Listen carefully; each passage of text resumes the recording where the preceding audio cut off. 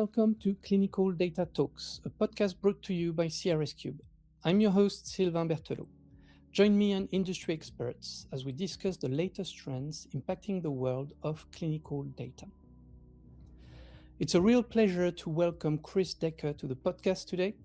He's the president and CEO of CDISC, and in his role, he helps shape the global standards that underpin how clinical trial data is collected, structured, and shared across the industry.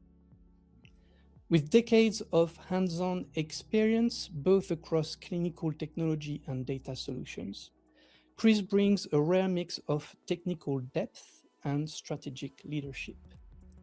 I'm really looking forward to today's discussion and to hearing Chris's perspective on the role of data in today's clinical research.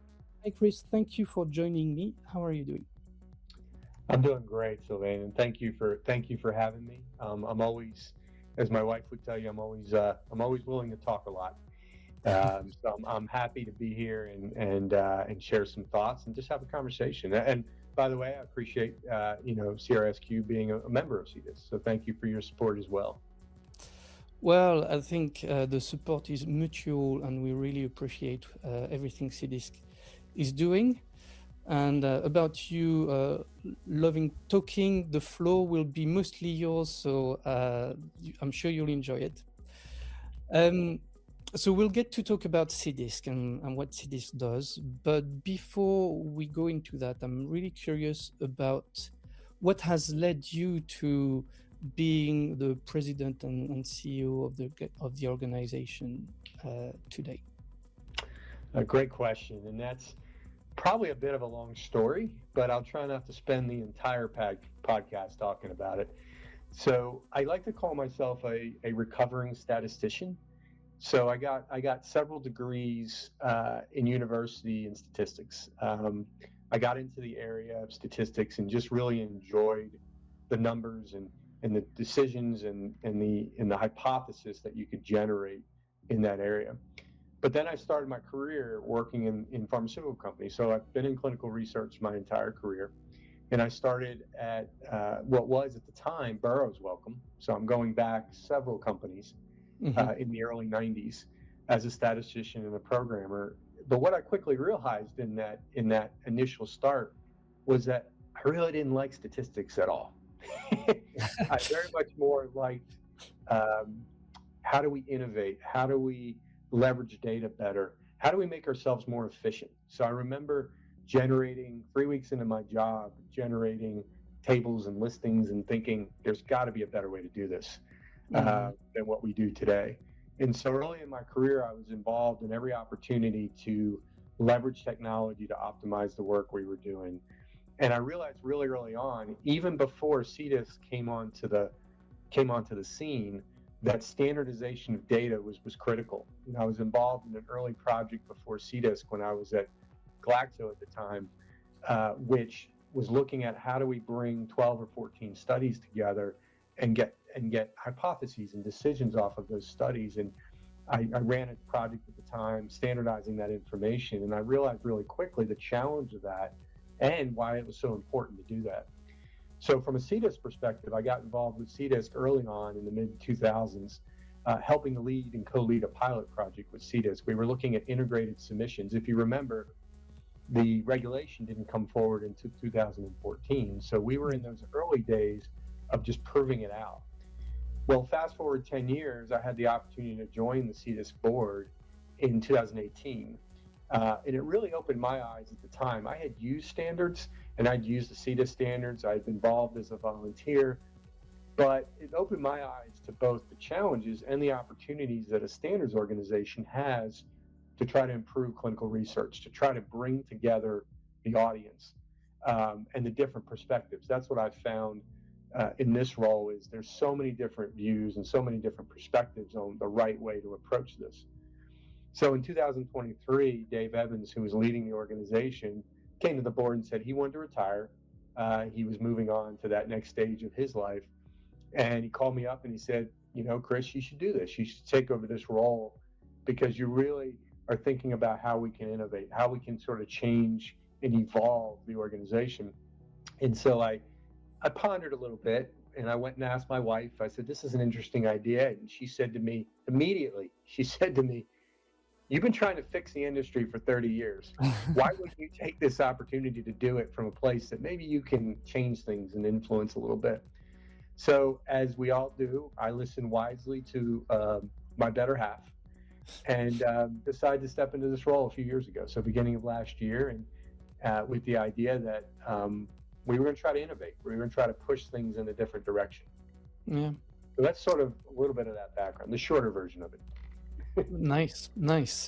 And you've mentioned a few things that I'm sure we'll go back on, especially when you mentioned your initial experience at GSK. I was thinking, well, we still have the same problems or the same needs nowadays. So I'm sure we'll go back to that. But before we do, and based maybe on your position at CDISC, could you tell us what role you see CDISC playing in the clinical trial industry?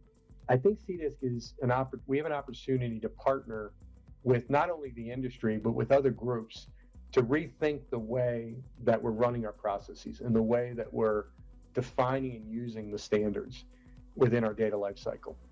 So we have a core foundation of standardized content. That's great.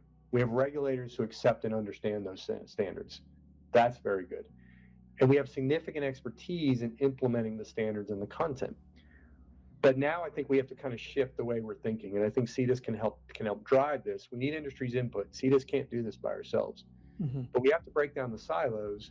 We have to add semantics into our standards that really enable the connectivity from the beginning of the process, the study design, all the way through to the analysis. So today we look at standards in these silos, right? We have protocol, which isn't really a standard yet. Now we have USDM and we have other things, and we'll talk about that, I think, later on the call or later on the podcast. But we have that. Then we have data collection standards. Then we have this. And again, we have this manual handoff. We have to break that down. We have to look across those. And I think where CDISC would like to help, and we need to do this in partnership with other organizations as well as we think about real world data and other types of content, we need to break that down and really drive that transformation, that change in the standards from starting at your digital protocol and your study design all the way through. So that's where I think CDISC can help to try to drive that change that we have. It's not a small undertaking, but I think it's something that we can definitely help to do. No, it's definitely not a small undertaking, especially in our industry. So you shared a bit of history. CDISC is 25 years old.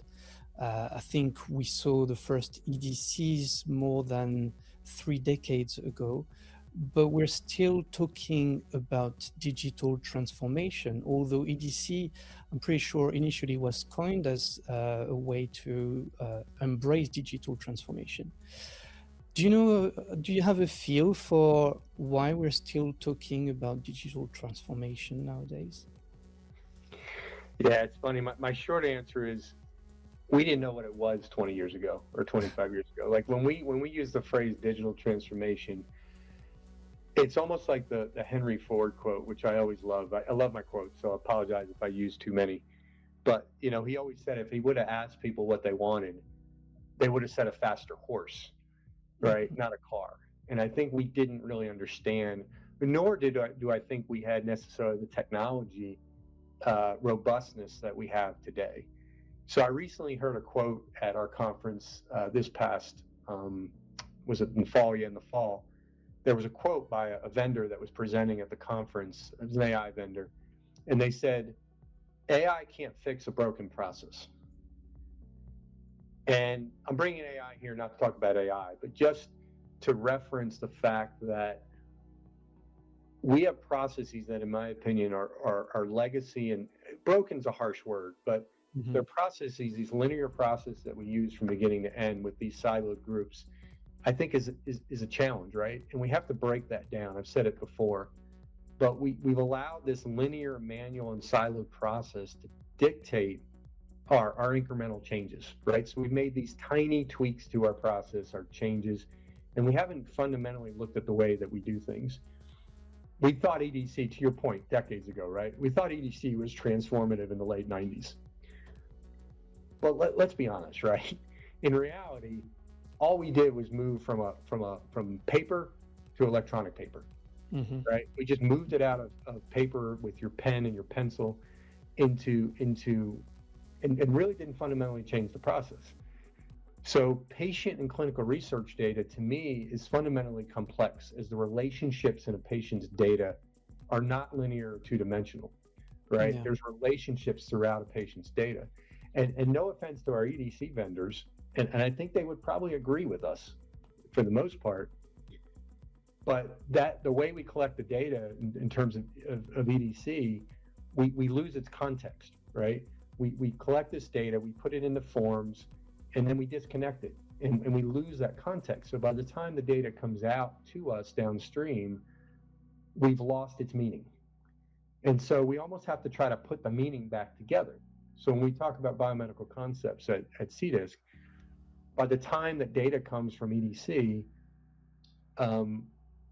we've lost that context. We've lost the meaning. We have to kind of put it back together. We need to keep the meaning of the data at the very beginning and keep it together.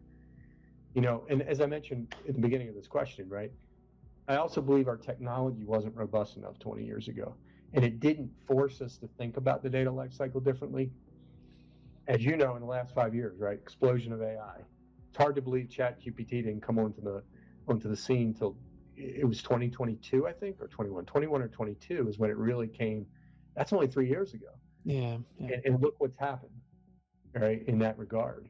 So I think the explosion of technology and AI, where we could avoid changing in the past, we can't avoid changing now, because either we're going to change or technology is going to make us change, right? It's going to force us, it's going to run us over and make us change the way we're thinking about it. So that's kind of the reason, basically, to me, for your made a long answer there, but is that 20 years ago, we didn't really know what digital transformation was. We weren't forced to change. And now technology and the need to get insights out of our data much earlier in the process is going to require us to change as we go forward. So we're at that point now where it's going to happen, because it's going to be forced on us. Yeah, I agree, fully agree. So there are plenty of initiatives, or various initiatives at least, ongoing. I'm aware of the initiatives between CDISC and Transerate, for example. You've mentioned the USDM earlier on. Those initiatives have been looking at digitalizing protocols. Why is it so important to start with the protocol? You know, it's interesting. If you think about the CDISC standards, they kind of got dropped, to my earlier comment about EDC and how we lose that context and meaning, right? The CDISC standards kind of got dropped in the middle of the process, if you think about it.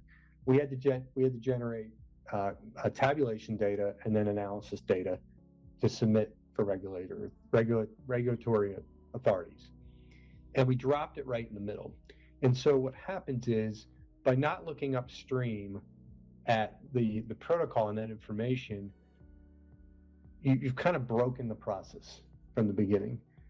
And so we've made these small changes along downstream when we think about the data flow, and we're trying to innovate, we're trying to leverage technologies and improve data quality, we're trying to automate, we're trying to show efficiency.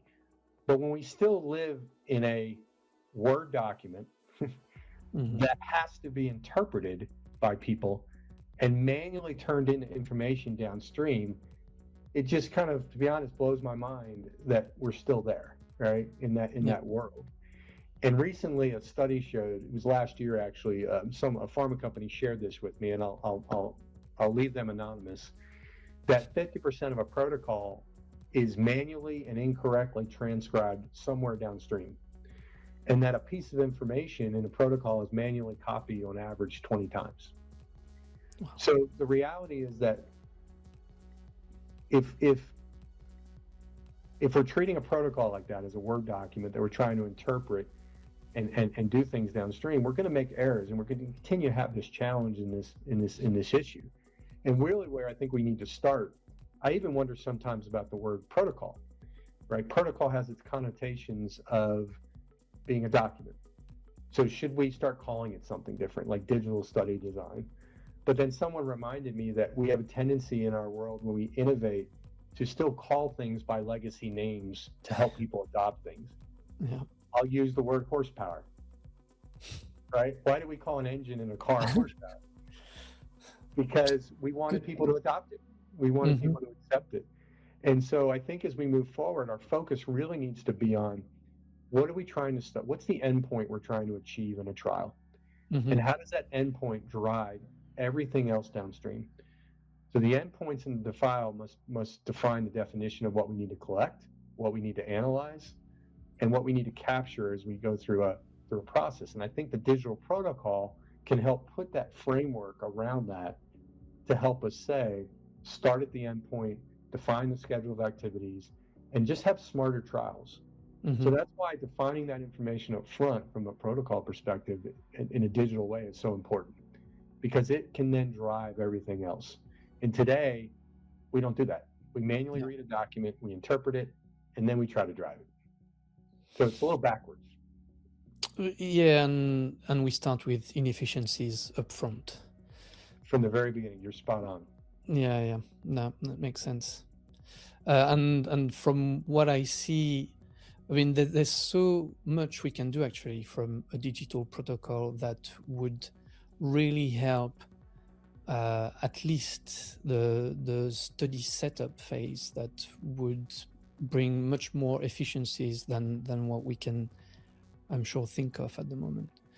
Now I want to shift to 360i. So earlier this year, at the time we record, CDISC launched the 360i initiative.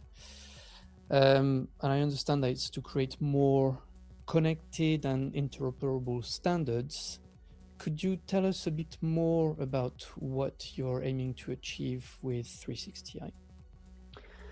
Yeah, absolutely, Sylvain. And I'll give, again, just a little bit of context and background. So, back in 2018, I think, when I joined the board, there was a initiative underway called the Blue Ribbon Commission. And the Blue Ribbon Commission at the time was to bring a bunch of industry leaders together and define sort of where we were with the standards in CDISC and where we needed to go.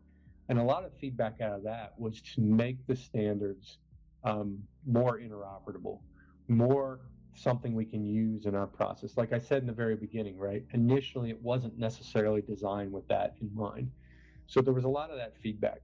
So we started a project in the beginning of end of 2019 called 360, which really was us exploring some new areas. We were starting to explore biomedical concepts and how do we define our standards more granularly than we do today. The protocol model. We had just started to work with Accelerate, and we were looking at how we could enable a digital protocol.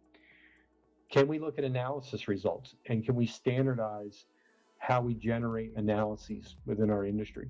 So this was more of a, I would say, proof of concept exercise than it was a full-fledged let's change. And so we proved out a lot of things. We found a lot of gaps. We didn't achieve everything we wanted to at the time. But what we proved was that there was value to the community and us driving in a different direction. So fast forward, when I came on board at the beginning of last year, we had published an analysis results standard. We had partnered with Accelerate to develop USDM, right, and the protocol model. And we had published over 1,000 biomedical concepts to try to drive this forward. But we were still missing sort of those key components of how do we connect from end to end and how do we operationalize that? So we can do this as an academic exercise, but how do we actually make it real? How do we make people show it to people so they can use it? So our goal with 360i, and the I actually comes from implementation, is to change the way we develop and use the standards and to take our good content and add the additional semantics in there that are needed to make it interoperable. And so what we did just in the first 6 months is we kind of showed how we can leverage a digital protocol to actually, and link it to our biomedical concepts to drive the auto generation of things like the define.xml, the ECRFs, that might be used for a variety of different data sources, the ability to auto-generate things like SDTM, right? Leveraging these different components.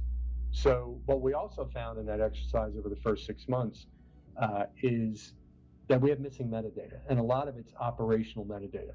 How do you drive this process as you're going through that linking of information? So what we want to be able to do at the end of the day is be able to start to publish, I guess what we're calling is, digital studies, digital examples of studies that are taking our therapeutic area standards and actually digitizing those. So one of our goals is to say, can we take breast cancer, for example, and take our analog, PDF version of our standard and actually digitize that information, define the endpoint, and show it literally and publish it so that people can just pick it off the shelf and use it within their environment, within their processes. Now, it does fundamentally change the process within companies.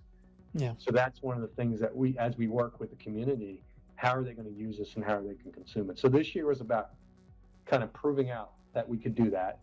Now we have to actually start to operationalize. How can we work with the community to say, here's how you can use it in your world?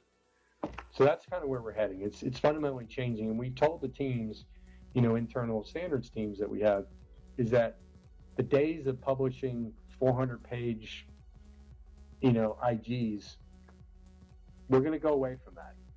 Right? And it's a change. It's a change for people because a lot of great parts of our community have developed exceptional content over the last 25 years. But we have to move. We have to change. We have to evolve those standards. So that's our goal. And I get into more more weeds, not in a podcast. I could spend hours on some of the things. So I'll stop there. I like that because it's much more practical. That's what I'm hearing, and less room for interpretation, which is what we've been struggling with for years or decades in the industry. When you read regulations, recommendations, there's always room for interpretation. And if you manage to remove this from what you're doing at CDISC and really share practical examples of how to implement standards, then it's much easier to implement it. Exactly. Yep. Yeah. So we have to talk about AI. Of course. Everyone does, right? But more seriously, because I've heard many things about AI, about standards, how they're meant to work better together. So from your point of view, how do you see standards and AI working together? And do you think with standards, AI can be more useful? Well, I could answer this quickly and just say yes, and we can move on. But let me expand a little bit. So, it's interesting.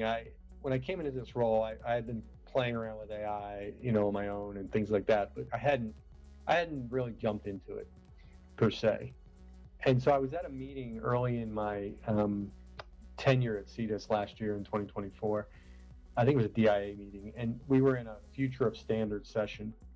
And one of the moderators asked the question, and they were trying to challenge the audience a little bit. They said, if we have AI, we don't need standards, right? Standards we have AI is going to solve that. And the reality is, what I've kind of learned in my own research is that not only do we need standards, we actually need more robust standards for AI to really effectively work. Good data leads to good AI. Bad data leads to bad AI. I mean, that's just a fact. And everybody is now experiencing that, and we're kind of over that.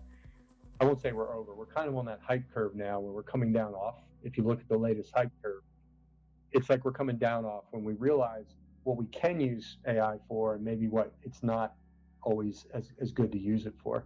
Yeah. And so as we think about standards and AI, we need at CDISC and in the community to leverage AI to better help us develop the standards.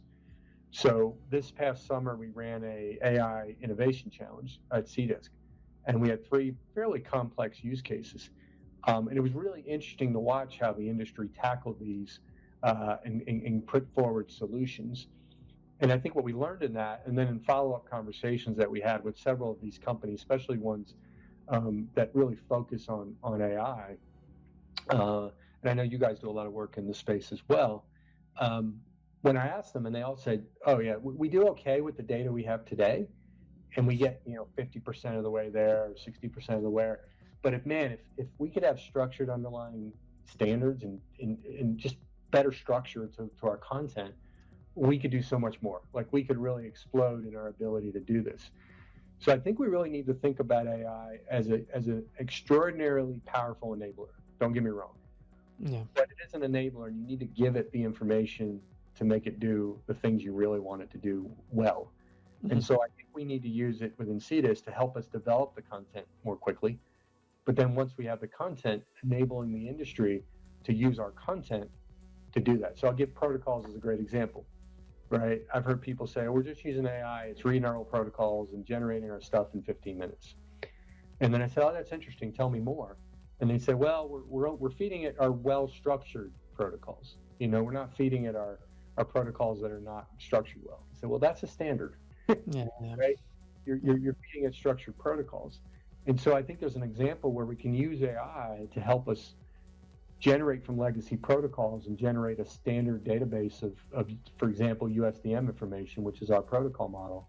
And then based on that repository of information, be able to make much smarter decisions on the design of trials. So again, we can use AI to help us generate, and then use AI to help us actually, once we have that content and that structured content, to be able to get a lot more out of it. So it's sort of that development of standards and that use of standards where we need to be able to use it more and more. And at CDISC, we're developing, Julie Smiley's our head of our data science group, is developing some strategy around how we're going to leverage AI at CDISC in the new year, based on some of the work that we've done this year with various vendors. So I think they go hand in hand. At the end of the day, they have to go hand in hand to really realize the value on both sides. Amazing. I have one last question for you, because you haven't shared enough. I want one last piece of advice for you. What's the best piece of advice that you've received in your career that you consistently apply in your work?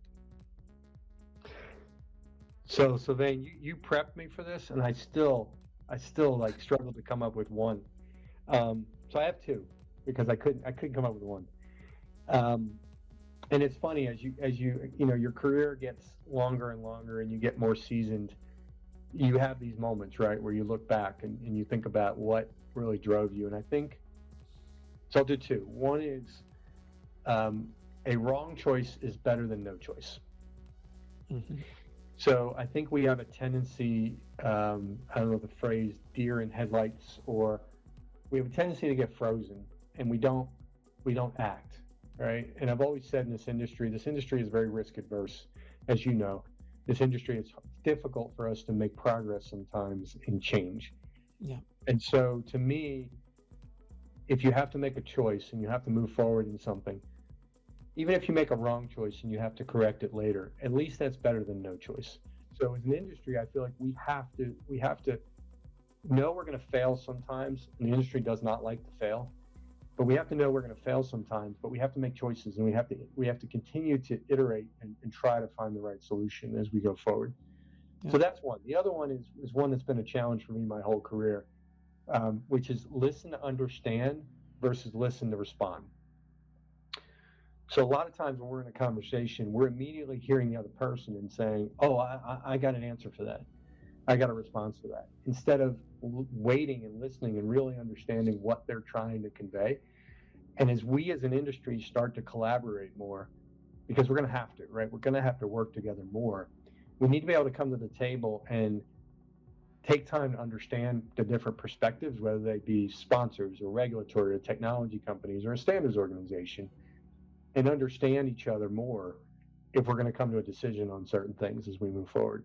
And I think we have a tendency as different sectors and different individuals to kind of dig in and not want to change, right?